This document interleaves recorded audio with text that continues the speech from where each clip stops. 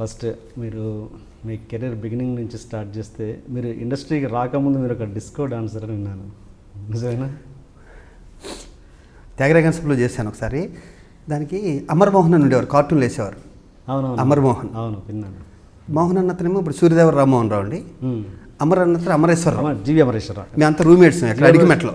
G Amareswara Rao. మేమంతా అడిగిమెట్లో roommates మేమందరం. 79 ఆ టైము. తనకి డాన్స్ ఇంట్రెస్ట్ ఉండేది అమర్కి. తనతో పాటు నేను నేర్చుకుని ఒక విధంగా నేర్చుకోవడం కూడా ఇటు రావడం జరిగింది నాకు. హలో రవీంద్రబాబుతో మన త్యాగరాయ కన్సెప్ట్లు ఇచ్చేప్పుడు 80s ఎప్పుడు వచ్చిరని dance. Okay okay. And before ఇండస్ట్రీకి రాకముందు ఒక ఇంగ్లీష్ పిక్చర్ ఏమైనా చేశారా, యాక్ట్ చేశారా మీరు? సార్ ఇంగ్లీష్ పిక్చర్ కాదు కానీ మా చుట్టాలు అండి భాస్కర్ రాజు గారని శంకరమఠలో ఉంటారు. వాళ్ళకి ప్రింటింగ్ ప్రెస్ ఉండేది, టైప్ ఇన్స్టిట్యూట్ కూడా ఉండేది. వాళ్ళు ఇంగ్లీషు సినిమా ఒకటి తీస్తే నేను ఏదన్నా పట్టుకుంటే వదలను. వాళ్ళకి నరకం చూపించాను. ఇది ఒక షార్ట్లో 2 షార్ట్లు చేసిన రిలీజ్ కాలేదు. రిలీజ్ అయిందండి. రిలీజ్ అయింది. సుదర్శన్ సంధ్యలోనూ అది మార్నింగ్ షోలో ఆడే మా భూమి ఆ టైం అనమాట. అంతకన్నా ముందు. పేరు ఏంటండి? దాని పేరు ఏదో ఉందండి, ఏదో పేరు ఉంది, మర్చిపోయింది చాలా కాలం. మంజు భార్గవి గారు మీతో చేసిన బిగినింగ్ డేస్లో ఏదైనా చేశారు, అదేనా సార్? అది నాకు ఒకసారి భీమవరంలో ఉండగా హెల్త్ బాగాలే. ఓకే. బాబుతో వైజాగ్ హాస్పిటల్లో జాయిన్ చేశారు. నా జీవితం అంతా ఎత్తుపల్లాలి, ఇప్పుడు చచ్చిపోతాను అక్కడ. ఆ టైంలో కేజీహెచ్లో జాయిన్ చేశారు. వీడు ఇంకా బతకడం అనుకున్న టైమే. కేజీహెచ్లో జాయిన్ చేశాక ఒక 1 వీక్ 10 డేస్ ఉన్నాకంటే నాకు ఎక్కడ షూటింగ్ జరుగుతుంది, అంతులేని వింత కథ, కె రాఘవ్ గారిదండి. ఇప్పుడు 102 ఏళ్ళ ఆయనకి, ప్రతాప్ ఆర్ట్ ప్రొడక్షన్స్ జరుగుతుందంటే వెళ్ళి ఆయన దగ్గర కూర్చునేవాడిని. ఈవినింగ్ నా కేజీహెచ్కి డౌన్లో పెట్రోల్ బంక్ ఉండేది, అక్కడ చిన్న హోటల్లో వాళ్ళు ఉండేవారు. కూర్చుంటే యాక్ట్ చేస్తాను సార్ అని ఏంటి హాస్పిటల్ బెడ్ నుంచి వచ్చి. అప్పుడు రజనీకాంత్ ఫీవర్ కూడా ఉండేది నాకు. కొత్తగా కలదుడు ఇలా పెట్టడాలు అవన్నీ. వాళ్ళే బీచ్ రోడ్లో అక్కడ తీసుకెళ్ళి మంజు భార్గవ్ గారు స్విమ్మింగ్ డ్రెస్లో వస్తుంటే ఒక స్కూటర్ మీద ఇద్దరు కలిసి వస్తుంటాం, దిగి ఆమెను చూడటం అలాంటిది ఎక్స్ప్రెషన్. ఫస్ట్ నేను స్క్రీన్ మీద కనిపించడం అన్నది అదే అంతులేని వింత కదా. 78 ఎప్పుడు అది, 78 79 78. దానికి ఎందుకు ఇబ్బందిగా ఫీల్ అయ్యారు మీరు? మంజు భార్గవి గారు ఇబ్బంది ఏం ఫీల్ అవ్వలేదు. భలేవారు ఆవిడ చేయటం ఇబ్బంది ఏంటండి? శంకరాభరణం లాంటి కళాఖండం చేసిన ఆవిడ ఇబ్బంది కాదు. ఇది ఎలా తెలిసింది మీకు అని ఫస్ట్ చిన్న షాక్ ఉంటుంది కదా, ఇది ఎలా తెలిసింది దీనికని ఎప్పుడు ఇంటర్వ్యూలో చెప్పుంటాను నేను. అంతులేని వింత కదండి 78 కె రాఘవ్ గారిది. దాంట్లో 2 క్లోజులు కనిపిస్తాను నేను. ఫస్ట్ ఫిల్మ్ అదే. దురద ఎక్కడ పోతుంది? ఇవన్నీ ఈ సాఫ్ట్ కంటెంట్ వదిలేస్తే మీలో అసలు ఒక భయంకరమైన ఫ్లాష్ బ్యాక్ ఉందని. అసలు మీరు ఇండస్ట్రీకి వచ్చే ముందు బస్ స్టాండ్లో ఒక వ్యక్తిని కత్తితో పొడిచి సిటీకి వచ్చారంట, హైదరాబాద్కి ఇండస్ట్రీకి. ఇది ఎంతవరకు నిజం?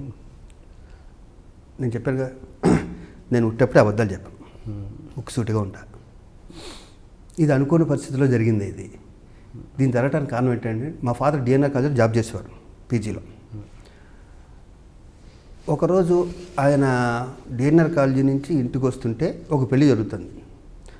పాలకొల్లు వాళ్ళ సంబంధం భీమవరాన్ని ఇచ్చారు. పాలకొల్లు నుంచి కొంతమంది ఎక్కడికి వచ్చారు. కారు ఏదో మా ఫాదర్ నడిపే వ్యాను, ఆ కారు ఏదో అడ్డు ఉండటం, పెద్ద గొడవ అవటం. మా ఫాదరు సాఫ్ట్గా అన్నారు. రామరాజు గారు అంటే కొంచెం మంచి పేరే, పెద్ద మన టైపు కాదు. ఆయన తోటి ఏదో జరిగింది అవతల వ్యక్తి. నాకు మనం ఎలా ఉండేవాళ్ళంటే భీమవరాన్ని ఎప్పుడు అమ్మాయిని నేర్పించడం కానీ అలాంటి ఎప్పుడు లేవు. కాలేజీకి వెళ్ళేవాడిని కాదు. కత్తి కాలుకి కట్టుకుని సాక్స్లో కత్తి పెట్టుకునేవాడిని.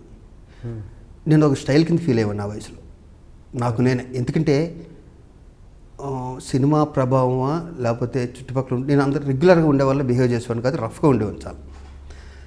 ఏదైనా వస్తే 5 నిమిషాలు తేలిపోవాలి నాకు. ఇప్పటికీ అదే మెంటాలిటీ. ఏదైనా వస్తే 5 నిమిషాలు తేలిపోవాలి. అది కోపం అయినా ప్రేమ అయినా ఏదైనా సరే. నేను ఫ్రెండ్స్ ఏదో ఆడుకుంటుంటే రే మీ నాన్నను ఎవరో వచ్చారా కొట్టుకున్నారా, వాళ్ళు బస్ స్టాండ్ సైడ్ వెళ్ళారు అన్నారు. ఇంటికి వెళ్ళి కత్తి ఇంటికి వెళ్ళి వంటింట్లో ఉండే కత్తే తీసుకుని డైరెక్ట్గా బస్ స్టాండ్ దొరికేశాడు. ఈడే అని చెప్పి మా ఫాదర్ కూడా తీసుకెళ్ళిపోయా. ఈడే అని చెప్పారు. చెవట వాల్సి నాకు ఇంకా ఎక్కడ పొడిచాను ఏం పొడిచాను నాకు తెలియదు. రక్తం. నన్ను అక్కడి నుంచి తప్పించారు. గంటా వెంకటేశ్వరరావు అని భీమవరం నాకు ఫోటో స్టూడియో ఉంటుంది, నా ఫ్రెండ్ అతను. వెంటనే అతను వాళ్ళ ఊరి దగ్గరలోనే వెస్ట్ గోదావరి దగ్గర ఉంటే నన్ను అక్కడ తీసుకెళ్లారు. అది చేయటం చాలా తప్పది. ఆ ఎమోషన్లో చేశాను కానీ అది. వయసు ఎంత అండి ఇప్పుడు? 18-19 ఉంటాయి. అంత ఇష్యూ ఏం కదా, పోలీస్ కేసు ఇష్యూ అవుతుందండి. ఇష్యూ అయిన ఊరంతా మాదేగా, పెద్ద ఇష్యూ అయింది. కొన్నాళ్ళు ఏ రోడ్డు సంబడిపోయింది, చల్లబడిపోయింది. దాని తర్వాత నా కళ్ళు సినిమా రిలీజ్ అయ్యాక ఎంత గొప్పలు ఉంటుంది చూడండి. అతను హాస్పిటల్లో కొన్నాళ్ళు ఉన్నాడు, వచ్చేసాడు. పోలీసులు అది అప్పట్లో మేనేజ్ చేస్తుంటారు పెద్దవాళ్ళందరూ కలిపి, మా ఊళ్ళందరూ కలిపి. కళ్ళు సినిమా రిలీజ్ అయ్యాక పాలకొల్లో సన్మానం పెట్టి, నేను ఎంత మూర్ఖున్నా చెప్పడానికి చెప్తున్నారు ఉండదు. పాలకొల్లో సన్మానం పెట్టారు. మా ఇంట్లో వాళ్ళు కానీ పక్కలు కానీ వెళ్ళొద్దురా నువ్వు పాలకొల్లు, నీకు తెలియదు వెళ్ళొద్దు అన్నారు. నాకు సన్మానం చేసిన వాళ్ళేనండి. అతను ఎవరైతే పొడవబడ్డాడు వాళ్ళ ఫ్యామిలీ అంతా కలిసి వాళ్ళకి ఒక నాటక పరిషత్ ఏదో ఉంది, వాళ్ళు సన్మానం చేశారు. కానీ పాపం తర్వాత వాళ్ళు చాలా బాగా మాట్లాడారు. వాళ్ళ ఇంట్లో నేను భోజనం చేశాను. Great person. గుడ్. అండ్ మీరు ఏంటి ఉస్మానియా యూనివర్సిటీకి దగ్గరలో విద్యానగర్లో నక్సల్స్లో జాయిన్ అవ్వడానికి ఒక గన్ తీసుకునే ప్రయత్నం కూడా చేశారు. గన్ తీసుకోలేదు సార్, గన్ తీసుకోలేదు కానండి. చెప్పాను కదండి, నేను చాలా ఎమోషనల్ ఫీల్ అవ్వని, కొంచెం రఫ్ అండ్ టఫ్గా ఉండేవాడిని. చాలా ఇంచుమించు 10th క్లాసు నన్ను సూర్య కాన్వెంట్, నేను పిఎస్ రాజు గారు అండి, కరుడు కట్టిన వాళ్ళు కూడా వాళ్ళని తిన్నగా చేసేవాడు. ఆయన దెబ్బలకి అసలు నక్షత్రాలు అంటారు, నిజంగా కనిపించిపోతాయి. 10th క్లాస్ ఫెయిల్ అయితే నన్ను నా జీవితం అంతా SIH Beeram high school, DNR college, నాకు అదే క్యాంపస్, వేరే క్యాంపస్ తెలియదు మాకు. మధ్యలో మా మదర్ వాళ్ళు ఏం చేశారు, పిఎస్ రాజు గారి దగ్గర జాయిన్ చేశారు, సూర్య కాన్వెంట్ అని. ఆయన లెగటం కొట్టడం స్టార్ట్ చేస్తే మళ్ళీ పడుకునేటప్పుడు ఆపుతాడు. ఎలాంటి వాళ్ళంటే అండి, దారుణమైన వ్యక్తులు కూడా ఆయన సాఫ్ చేసేవాడు. ఆయన దగ్గర ఉండగానే నాకు ఒక లెసన్ వచ్చింది, ఇంగ్లీష్ది ఒకటే నా జీవితంలో ఎప్పటికీ గుర్తుంది. అది the rule of the road means the right of conducting of cells in certain medicine. ఆయన కొట్టిన దెబ్బలకి ఇది అంత గుర్తు. 35 years క్రితం జరిగింది కూడా గుర్తుందంటే ఆ రేంజ్లో కొట్టు. నన్ను తలకిందులుగా ఏలాడి తీసి కొట్టిన రోజులు కూడా ఉన్నాయండి. నాకు తెలియని విషయం ఏంటంటే, దొంగసాటికి నేను సినిమాకి వెళ్తే అక్కడ సినిమాకి వెళ్ళటం అన్నది మహాపాపం. భీమవరం ఎంత ఉందండి మా చిన్నప్పుడు, ఇప్పుడంటే పెరిగిపోయింది కానీ చిన్న ఊరు అది. ఆ ఊరిలో ఒకళ్ళు తీసిపోతుంది, పలానా రావరాజు గారు అబ్బాయి, పలానా నీళ్ళు ఇలా చెప్పేసుకుంటారు. కరెక్ట్గా నేను వెళ్ళి రోడ్డు ఎదురుగుండా ఉన్నాడు సార్. అలాగా మామూలుగానే అతను చూస్తే భయం, కళ్ళు ఇంత ఉంటాయి, కళ్ళు ఇలా పెట్టి ఇలా చూచాడు. నేను అయిపోయిన బాబు ఈరోజు అనుకున్నాను.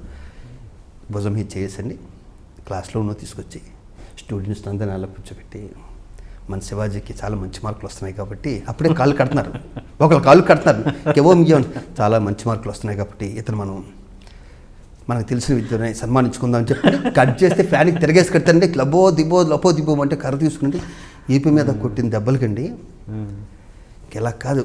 ఒక విధంగా ఆయన మీద కోపం వచ్చి, మనం నక్సలైట్లో గెలిపి ఏదైనా సాధిద్దాం నాకు కోరిక. నాకు సింధూరం సినిమా చూసారా? సింధూరం సినిమాలో మా రవితేజ క్యారెక్టర్ నా ఒరిజినల్ క్యారెక్టర్. యాజ్ ఇట్ ఈజ్గా మా రవితేజ ఏ క్యారెక్టర్ అయితే మా కృష్ణవంశీ సినిమాలో సింధూరం సినిమాలో చేశాడో నా క్యారెక్టర్ అదే. నాకు గన్స్ అంటే పిచ్చండి. నాకు నక్సలైట్లు వాళ్ళ భావాలు పాపం వాళ్ళు చేసే అవి కాదు నా బుర్రలో ఉన్నది. అడవిలోకి వెళ్ళిపోయి ఒక గన్ ఇలా వేసుకుని వాళ్ళు వెనకాల తిరగటం, నాకు అది ఒక హీరోయిజం అనమాట.